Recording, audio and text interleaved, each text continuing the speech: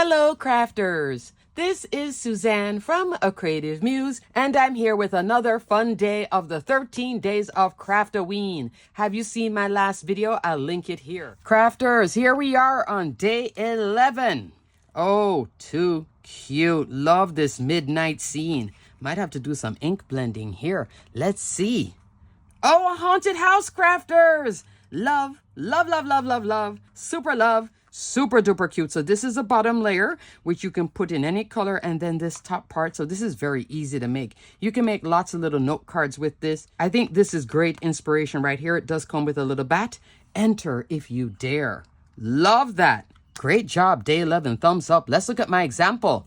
Here is my day 11 example. I love this little mansion. I had to play with purple. I wanted something different than the black haunted house, but I like this too. I tried to keep the color on the inside roughly the same. It has a great sizing at 3 by 2. Really fun. But if you notice the treatment, because when I cut it out of just plain cardstock, it was looking nice, but I wanted to play with something I've never played with before, but I've had forever. You've seen me work with glossy accents, and this is by Ranger. I have glossy accents on the bats, and the bats come right here on the die. So when you cut this out, there's a little bat there. But there is our retired product.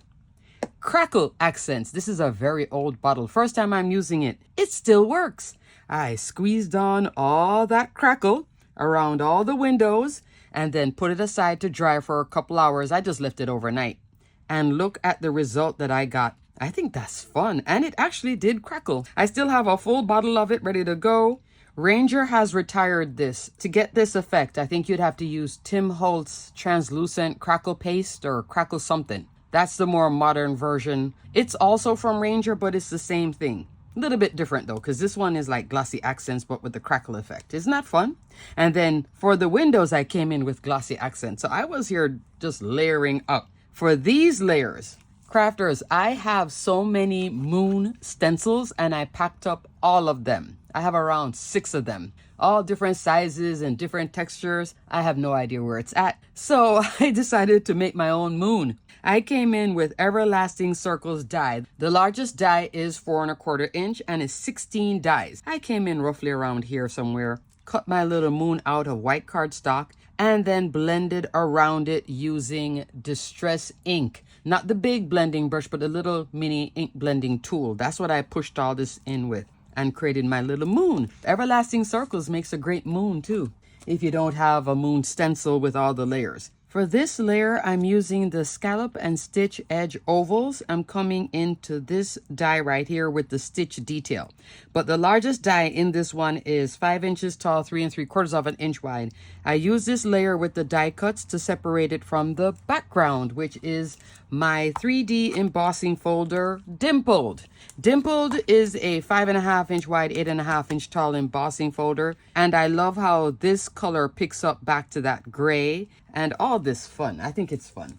For the sentiment crafters, I'm coming into the 13 Days of Craftoween Box, the stamp set. I'm using Have a Bone Rattling Halloween. And I came up with this idea. I may do this again because this is fun. On day 3, I'm using the skull in here from the poison bottle. And I cut 2 of the skulls and then I staggered it. So I have black cardstock here, then the white. And then I pieced in back these little bits. I heat embossed this. And if you notice on this one, you're going to see a different color than you've seen in previous days because I'm using the cream embossing powder. It is a detail embossing powder, so it does work with the sentiments. Isn't that fun? I wanted it to not be bright white, seeing that the skulls are. And then I also wanted it to pick up back these colors. Yes, having more fun again.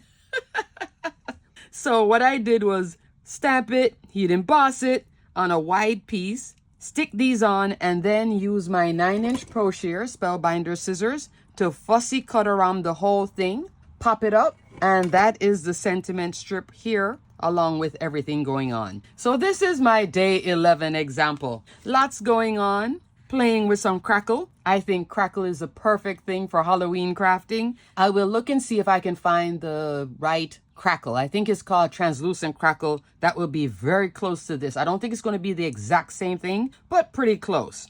I'll detail and link everything below. Crafters, thanks so much for watching. Come back to see what I have in store for day 12. Until the next video, stay crafty, my friends.